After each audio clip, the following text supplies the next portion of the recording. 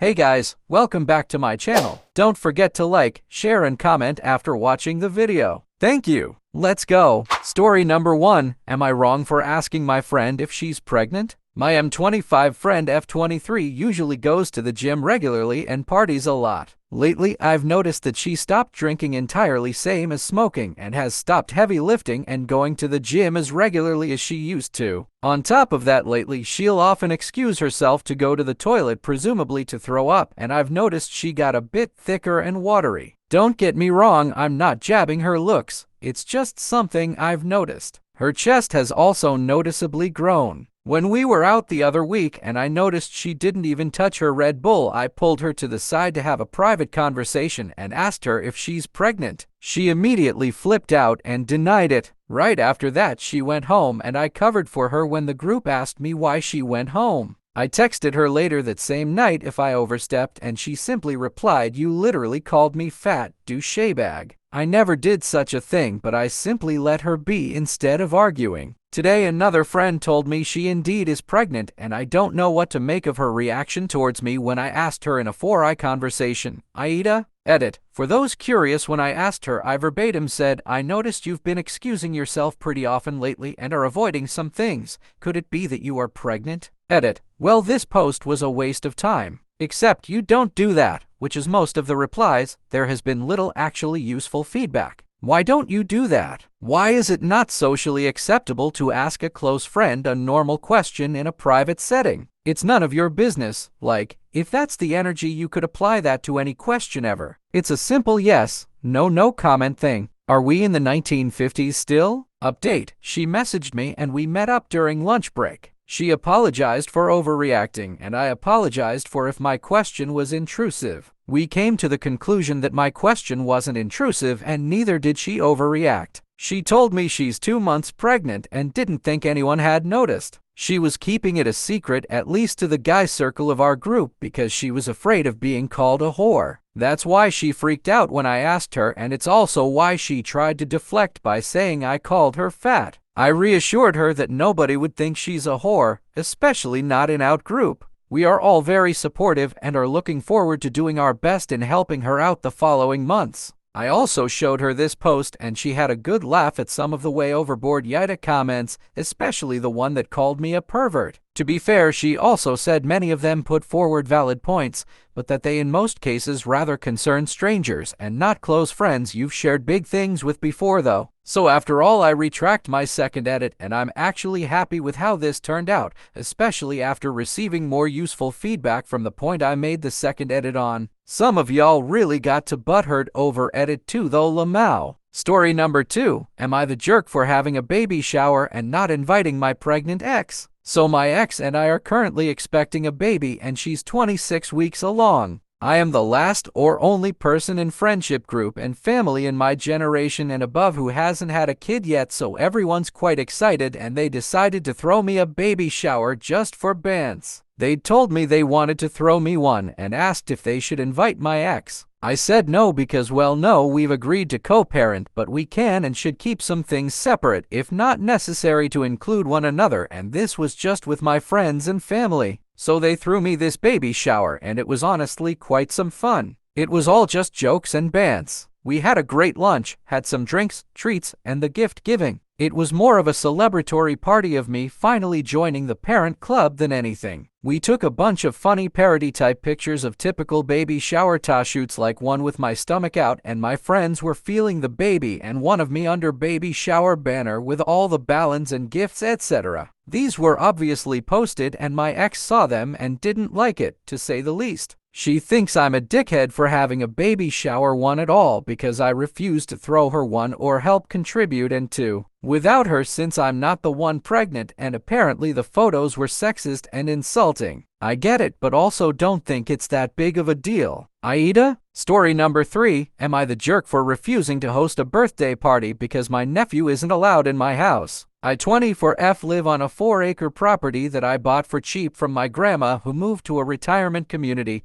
My nephew is turning 16 at the end of the month. My sister asked if we could host his party here on the family property, meaning at my house. I told her no, because my nephew is not allowed at my house. My nephew does not respect boundaries and treats everything like his plaything, including the boundaries of my older black lab, Davos. He constantly chases him around and tries to pick him up despite me telling him to constantly leave him alone. Davos has arthritis and can't be chased around and hates loud noises, which my nephew is very loud. As far as I know, he is neurotypical. My sister blew up at me telling me I was putting a dog before my nephew and it was grandma's property that I can't dictate. I told her it was my property. I bought it and tended it and pay all the bills for it. My mom called me and asked if I could just put Davos in a room during the party and suck it up for just a day, but I said no, this is his house and he's allowed to go wherever he wants and I won't shut him in a room. Now my family is divided, some of them calling me immature and selfish and others saying I'm right,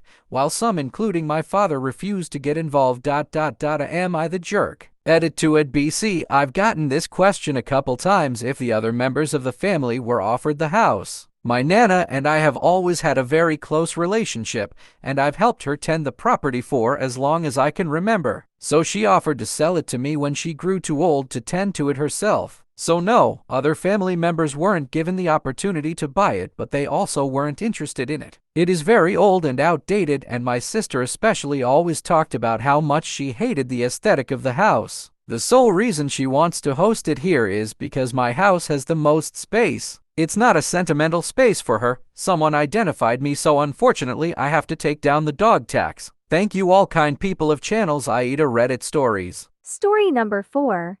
Am I the jerk for telling my daughter she shouldn't complain about being poor because she chose to be a teacher? My husband and I, both late 50s, have 3 lovely children, James 34, Maggie 33, and June 32. My husband is a lawyer and I have been a paralegal since my last child graduated, so we make a good living. James is also a lawyer, same firm as his dad, and Maggie is now in law school after being a part-time paralegal while her 2 kids were young. Her husband is in engineering and does quite well. I'm not trying to brag, but we all do quite well and it is relevant to this posting. June is an elementary school teacher, and her husband manages a restaurant. They are both very hard workers and I am proud of June for doing well at a very hard and vastly underpaid job. However, she is always jealous and complaining about how hard she has it. She's complained we have a cabin in the Up Michigan and she's got a starter home that we gave her for. She's complained about her sister having nice clothes,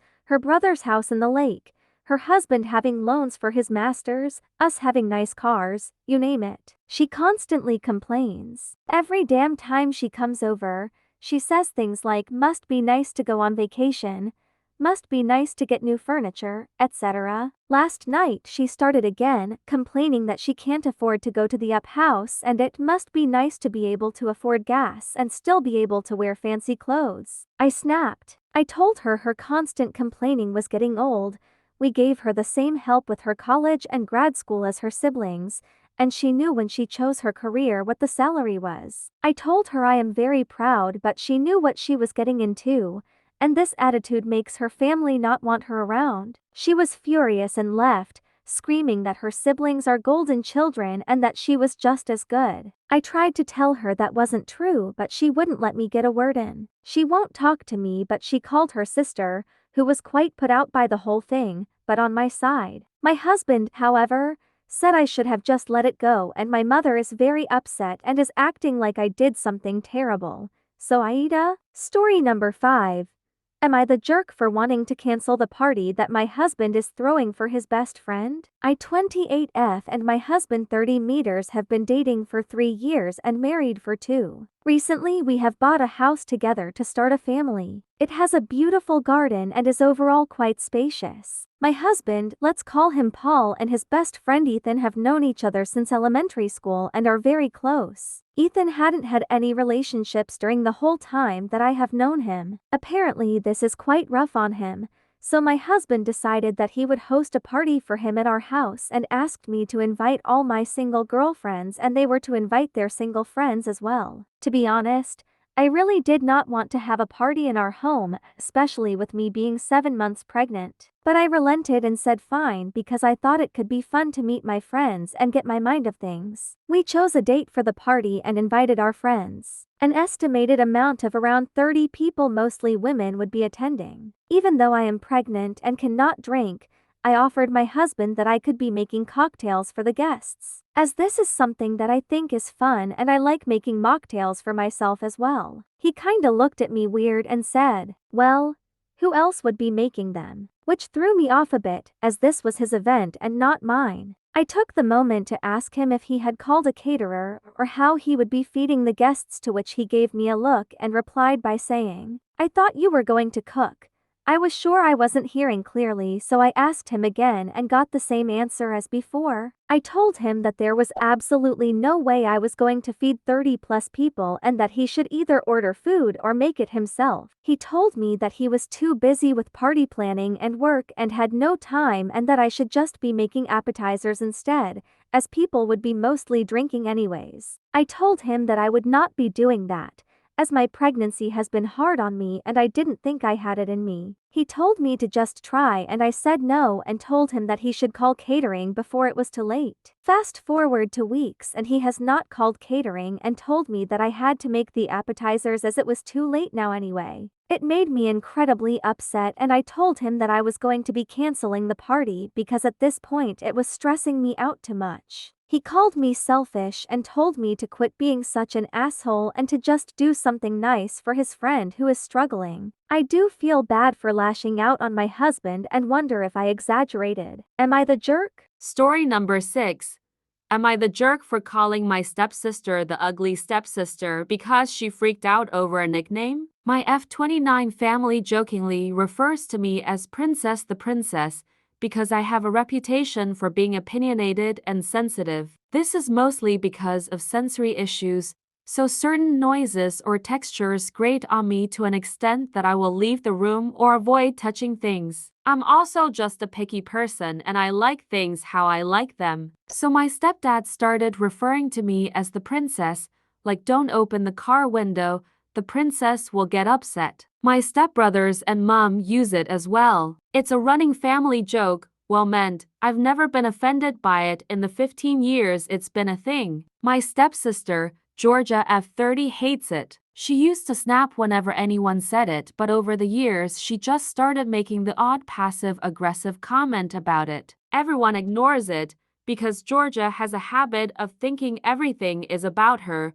and if it's not about her, the reason it's not about her is because we all hate her, which then is still about her. So, our whole family is visiting my parents in the countryside for a couple of weeks. Georgia has brought her boyfriend Jason along. I've met Jason a couple of times before at dinners and he's a nice guy and he's fit and well. This morning, me and my mom were making breakfast and Jason came down and to help out. We normally have breakfast in the kitchen or diner, so eventually everyone started gathering at the table. We always make the tea and coffee last, so it's hot when we eat, and we had all the mugs out and Jason offered to make the drinks. I told him not to do mine because I liked it made a very particular way, and he said, "Okay, princess, I will just watch how you do it so I know for next time," and we laughed. It was a joke. The next thing we know, Georgia shouts she's sick of everyone calling me. She then swore at Jason for being just like them us. She said since everyone thinks I'm so special, what does that make her? And I replied, the ugly stepsister, obviously. No one said anything, but Georgia burst into tears, pushed her plate onto the floor, broke it, and went upstairs, and Jason ran after her. He's since come down to apologize for her. She hasn't come out of her room. My stepbrothers are on my side. The parents say I should have just not said anything and she would have calmed down, and that I went too far picking at an insecurity. That might be true, but I'm sick of her making everything about her. The joke doesn't have anything to do with her, And I am, as are my stepbrothers, sick of her acting out to force everyone to behave how she wants them to.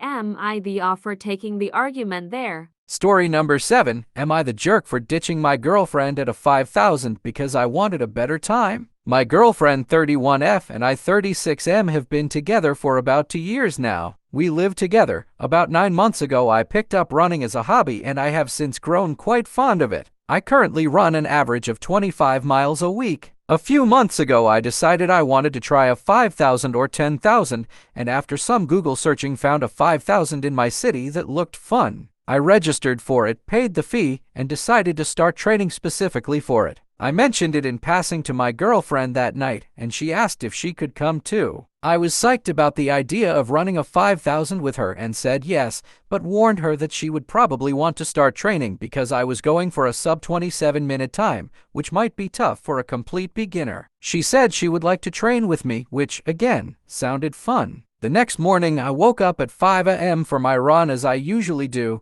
but my girlfriend was not up for it and told me she'd go later. This continued for a week, and then 2 weeks, and finally I managed to get her up once for a run. She was miserable the entire time, and I basically didn't get any exercise. Last Friday, the day before the race, I asked if she was really up for it. She insisted she was. She then told me that she would just skip gallop it, like she used to do with her mile runs in middle school. I asked her to demonstrate what a skip gallop was, and she showed me this bizarre sidestepping gallop, as if she had casts on her legs. I told her it seemed like a really inefficient way to run, but she insisted it always worked for her. Saturday was the day of the race, and right out of the gate she utilized her skip gallop strategy. 2 minutes in, I realized that she was already completely gassed. She started asking me to wait so we could walk together. I apologized, told her I loved her, and left her behind to finish the race. I ended up with a time of 26:43, beating my goal. After the race, I tried calling her, but she wouldn't pick up. When I made my way back to the car, I realized she had left me. I took an Uber home, and right when I walked in the door,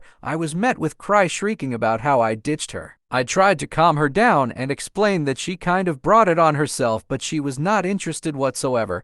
Yesterday, she gave me the silent treatment all day. Do I deserve what I'm getting here? Story number 8. Am I the jerk for telling my poor friend that he's actually the privileged one now? One of my very close friends, Nathan 29M and I 28M, met during our first post-college job at a prestigious finance firm, and we immediately bonded over the long work hours, shitty middle management, and general soul-sucking nature of making PowerPoint slides and Excel sheets all day. For the next few years, a lot of our friendship revolved around us talking about work and how much we hated it. A few years ago, I decided that I just couldn't take the corporate grind anymore, and I quit my job to move into the nonprofit world. While I now certainly make less than I would have at my old job, I'm exponentially happier, healthier, and absolutely love the work that I do. I also still make a very good salary, $80K a year, which I feel is more than enough money for me and my needs. Nathan has been ambitiously climbing the corporate ladder and recently became a VP at his firm. He makes well over $300,000 a year. Nathan grew up in a very poor family, and his relatives are still financially unstable and often ask him for money. I, on the other hand, grew up in a comfortable upper-middle-class suburb with parents who have always been financially stable. They're not millionaires, but if anything ever happened to me, they could and would help me until I could get back on my feet. Nathan does not have that privilege. I recently got offered my dream job, where I would be making slightly less money than I am now, $75K a year. Despite the money, I am genuinely giddy about this job prospect and was pumped to tell my friends. However, when I told Nathan, his response was, "I'm glad you have the financial privilege to take a pay cut,"